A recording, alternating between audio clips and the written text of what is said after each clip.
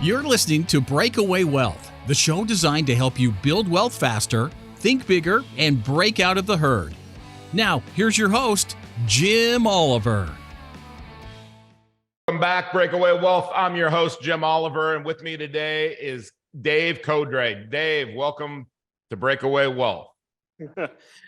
Thanks, Jim. Excited to be here and talk about this stuff. Yeah, I mean, before we get into talking about how you help folks and help people make money, we were first I want you to introduce yourself, and then I want to ask you a little bit about some of your hobbies that are fascinating to me. So go ahead, Dave, tell everybody a little bit about yourself. Yes, I grew up in the Northeast, and I started buying real estate probably about 20 years ago as a path to improve my own personal freedom and get some extra cash flow in the door. It's something I knew I could do. And then I live in Atlanta now. So I eventually found warmer weather, cheaper real estate, which was certainly helpful, and lots of other exciting stuff in the Southeast here. So love it down here. I've got 3 kids and always looking for neat opportunities on the business front, and love doing outdoor challenges. That's probably one of my main hobbies that's out there. You know, it's funny. I have a friend who's in North Carolina, and he does like, what is it called? Like Spartan races or something, and that kind of stuff. And it seems like that's right up your alley. Tell everybody a little bit about some of the stuff that you like to participate in.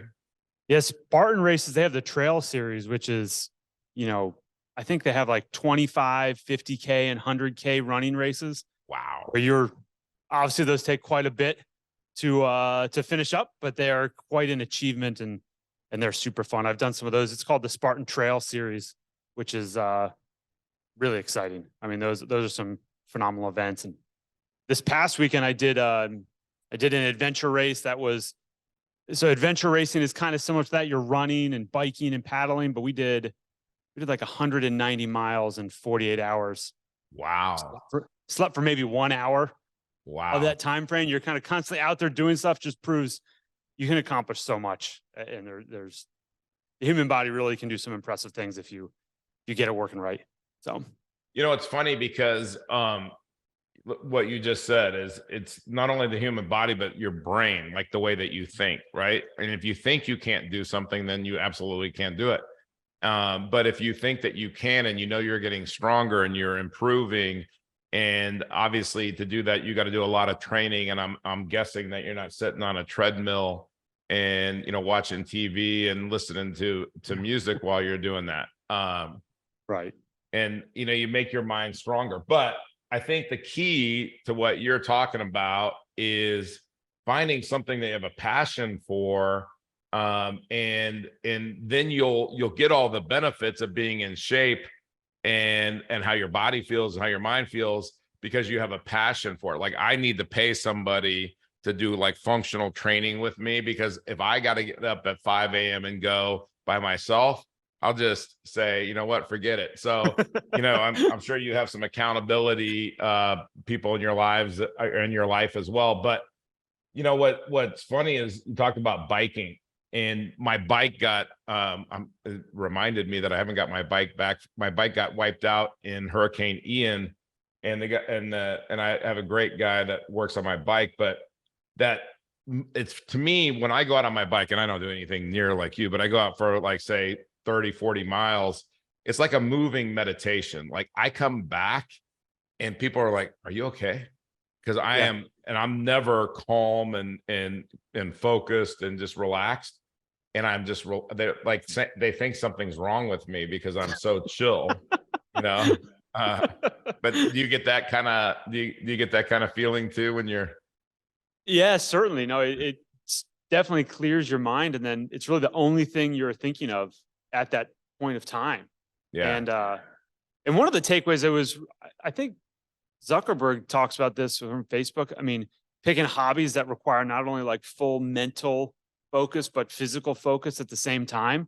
Yeah. So you're really just honed in on one thing, and it goes a long way in kind of clearing your head and getting you in the right mindset for whatever it is that you're going to tackle. The next day, the next week, the next month, whatever that could be. We always talk a lot about what makes somebody successful and break away from the herd and what doesn't. But I think that it's just what you said too. And I can imagine you just didn't start off doing 190 miles in 48 hours, right? I mean, you'd be in the hospital, right? So it's like, it's building that, but it's having that vision of what you want and accomplishing the race. I mean, again, I've never done anything like that, but I remember when I was in my 20s, like the first time I did a 10K, I did the Boulder. I lived in Colorado, and I I love that it was a race, and I'm not built for long. I have 204 pounds of lean body mass. So if I was at 57, if I was 10% fat, which at 57 I may have given up on, I still wouldn't be built for running, is what I'm like, long distance running, but 10Ks, pretty cool, and biking. I might be the heaviest guy out there. And I love when somebody tries to sell me a lighter bike that's like 5 pounds lighter.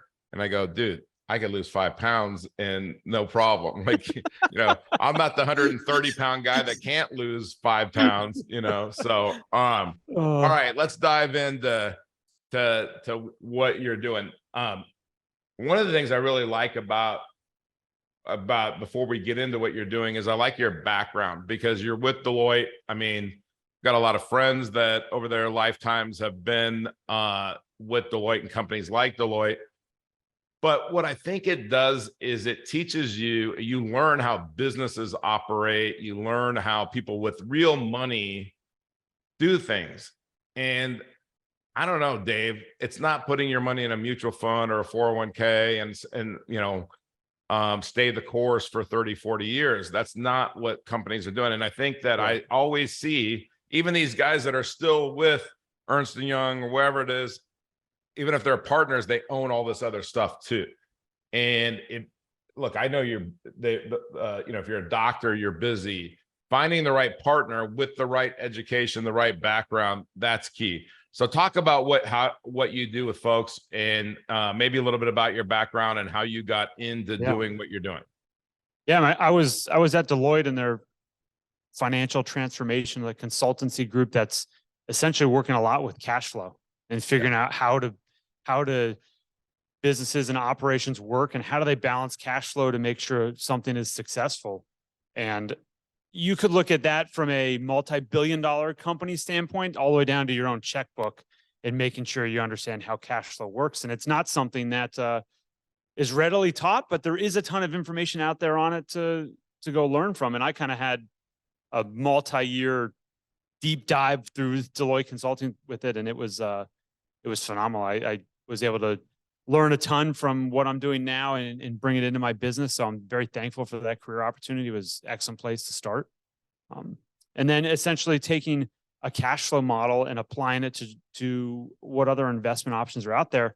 And then I picked real estate only because it was something that I liked doing. It was interesting to me, and I could do a lot of it on my own when I started. I enjoyed the physical improvement side of real estate. I learned it when I was a kid. I knew it through high school, my dad teaching me stuff. So that was one I could do right away. I didn't go try and pick a career path that was like something I had no experience or no knowledge in. I started with the easiest path for me and what my abilities were. So from there, I've been working with individual investors, and we've been turning around different pieces of real estate for really the past 15 years here down in Atlanta. And it's been a great market to do it in. So that's what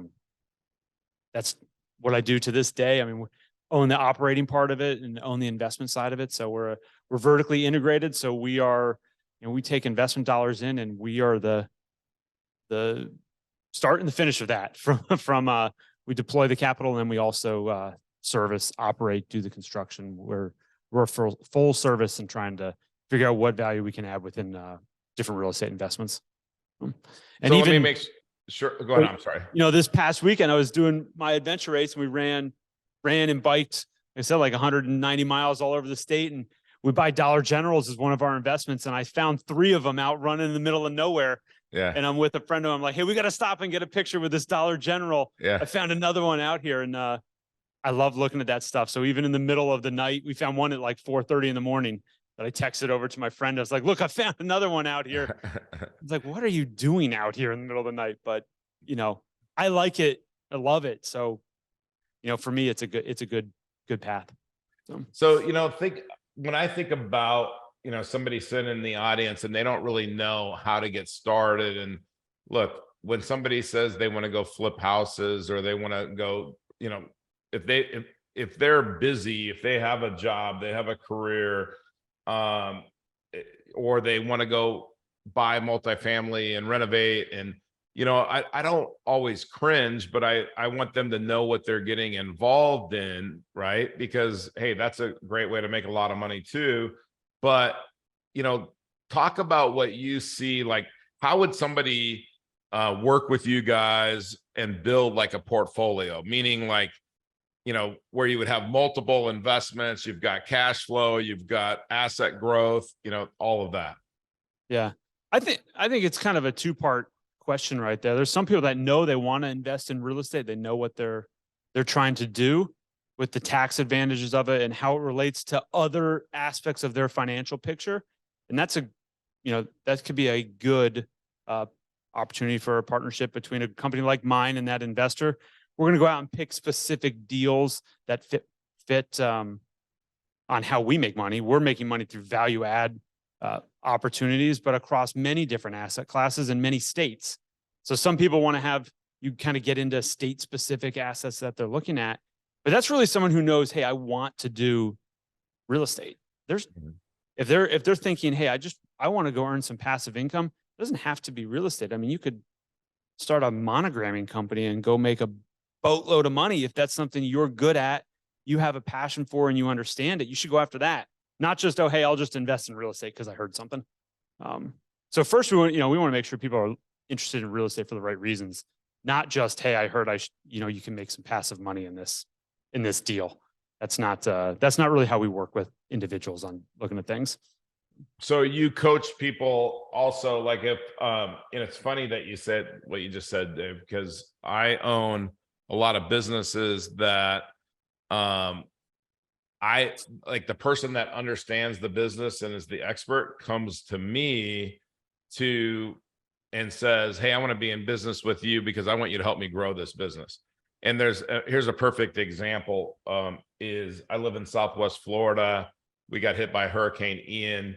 The thing that people are seeing is that cabinets are really hard to get, right? And there's this small custom cabinet company that is for sale. And I'm pursuing buying it, at least buying into it, if not buying it completely.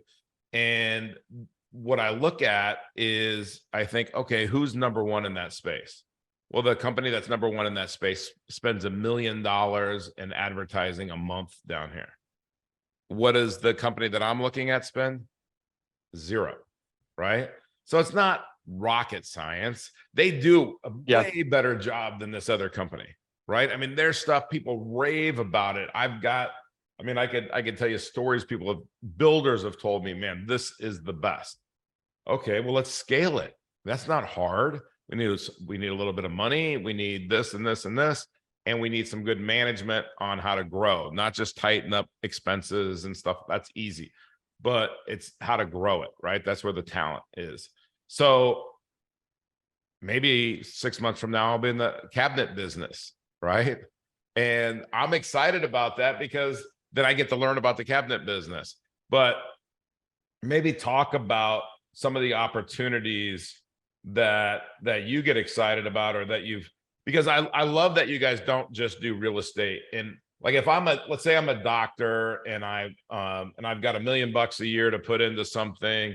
Like, how do you work with me, and how do we determine where's that money going to go? Do you find the deal? Do I find the deal?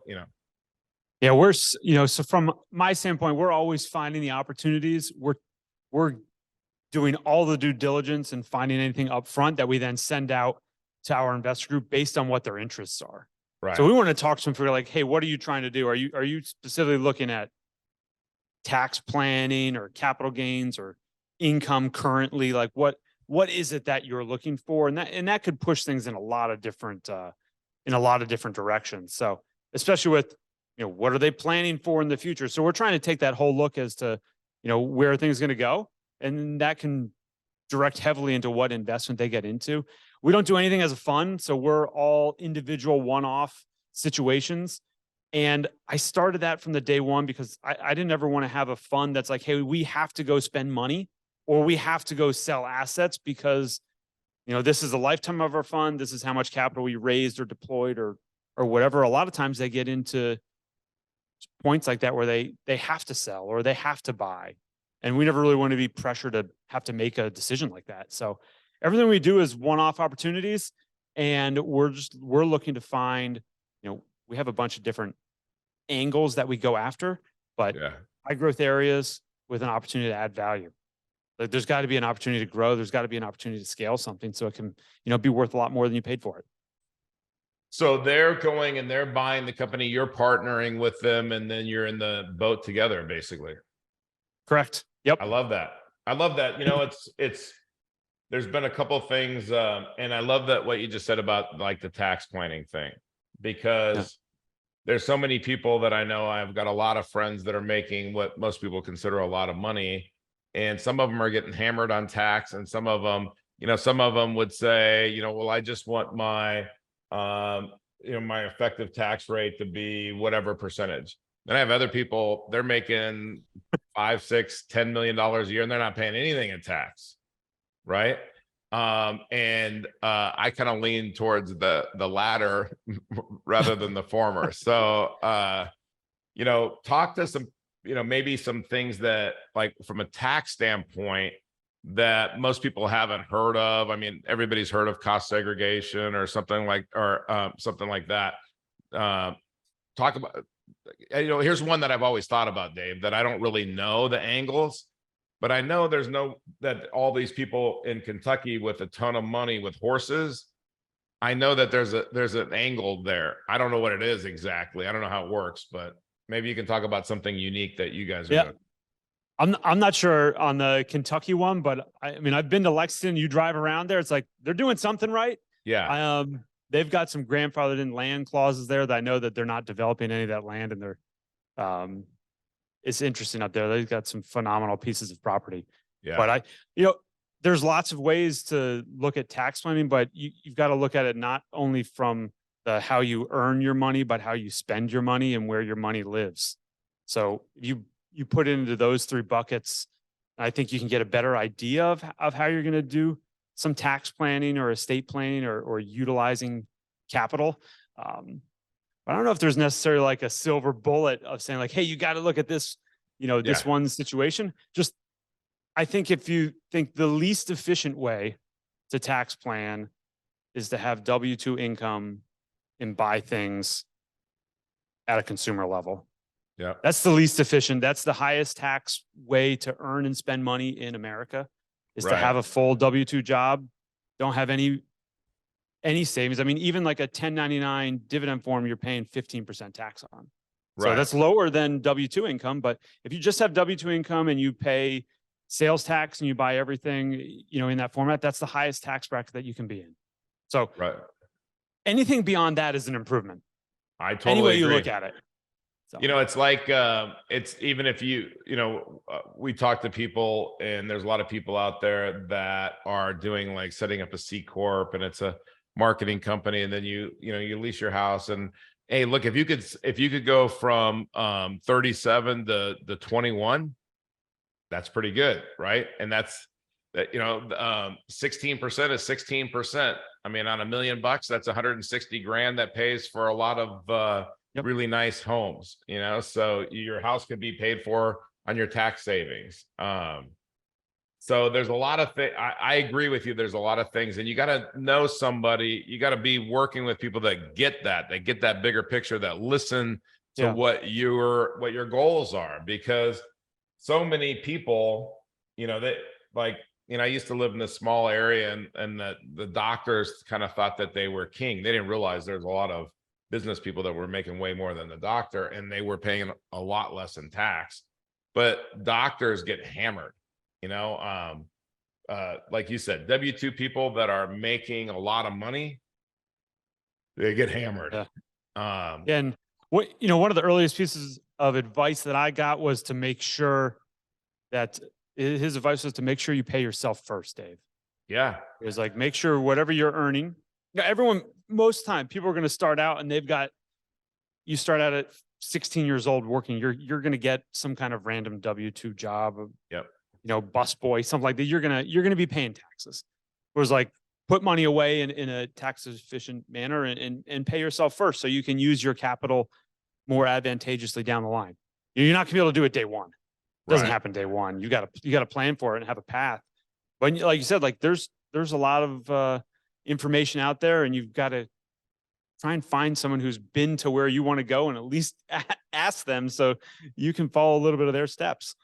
I'm sure you find this, especially when you were consulting, is people want to help people when they ask, and there's a lot of businesses out there that people want to find. They want an exit strategy, right? They don't have their exit strategy and they want to sell their business. A lot of times people say, well, why would somebody sell this business if it's making all this money? Well, there's a lot of reasons why people want to sell businesses. I noticed that you do some stuff in Tennessee, and we've got a partner in Tennessee. We bought a really nice portfolio and like 3x our money in less than 3 years. And it was a divorce, and I mean, hey, they're getting divorced anyway, right? So we're not taking advantage of the divorce. In fact, we actually created cash flow for one of the people involved in the divorce, and it worked out great. And they understood the advantages to finance the deal for us, and then we 3x the value and bought them out, or paid them off. So there's a lot of cool things like that you can do out there, and you got to find the right partner that has the experience how to do it. And it's not rocket science once you kind of what to look for, but everybody kind of has a different due diligence and underwriting process. Talk a little bit about what are some of the things you look for. Mainly, we got to like it. You got to like whatever it is that's happening. And some advice says, hey, the business doesn't matter, just look at the financials. But for me, it's like I want to make sure we're looking at something that I like. I joke around, like even the places that I eat. I mean, I eat at Chick-fil-A bunch. I like Chick-fil-A. I would invest in Chick-fil-A. That's a great business because I like it. Yeah. And I feel like, I want to be part of that. So for me, it's first, it's got to be something you like, got to be something that you want to spend time at. So you're not, because businesses and any investment is taking time out of your life to do it. So I think that's the first part of it. And the second part is just understanding the cash flow. Yeah. You got to understand what are the dependencies on how money's coming in the door and what could change to affect that. So every time we're looking at any kind of investment model, we're looking at how's the cash flow coming in and what variables are going to impact that cash flow the most. And it's not that you can't plan for 100 different things to happen, but you've got to be able to know, what are the top 2 or 3 things that impact cash flow coming in the door and how could that change? Because you want to know, how can I improve that cash flow? What can I do to make that go up 10% higher, 50% higher? Like, what is the number you're trying to get to? And what do you have to do? So, I like what you said. And, like when you've done it a few times too, I know that you can spot those opportunities and say, man, look, if we just do this and this and this is going to increase cash flow by this percentage. And if we increase cash flow by this percentage, we can grow, we can do this, but the value of the company goes up. I mean, all of these things. And when I say it's not rocket science, it's a skill and you need experience in doing it. But once you've done it, and you alluded to this in the very beginning, is find somebody that has what you want and do what they did, or ask them to guide you and work with them directly to do what they did.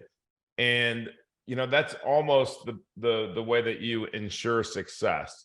So or assure that you're going to be successful. So yeah. An example of that, like we own a tree company, and we own a lot of real estate too. So trees are one thing we're always kind of battling, and there was never a good avenue to spend really tens of thousands of dollars cutting down tree. You had residential tree companies, or you had massive national tree companies. And we're like, look, we need to find a way to service that kind of, I mean, bigger 20, 30, $40,000 spend on a tree service job, but not with your typical residential tree company and not with a big national player that's like clearing highways.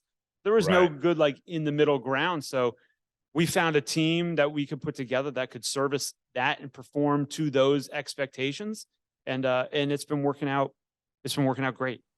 That's awesome. Awesome. I like what you said about investing in things that you like, because, you need to have a passion for something. And it could be, there's a lot of different things that it could be, right? If you like cycling, I guarantee you there's businesses out there that are making a lot of money in that world. And if you like fitness, there's lots of businesses that are making a lot of money in that world. And it really comes down to having that passion. And if you were digging holes and you're making a lot of money, but you didn't have a passion for digging holes, sooner or later, it doesn't matter how much money you've got coming in. Right. I mean, right. And that's kind of the secret, is it's really not about the money.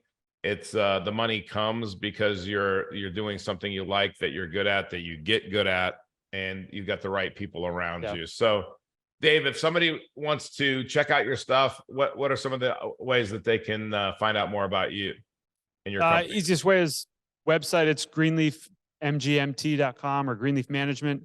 And then myself and my business Greenleaf are on LinkedIn as well. Perfect. All right, Dave, if God came down from heaven and only allowed you to retain the knowledge that you've received from one book in your life, what would that book be? Thinking about, there's lots of good ones out there, but one of my favorite ones is this book, Running Man.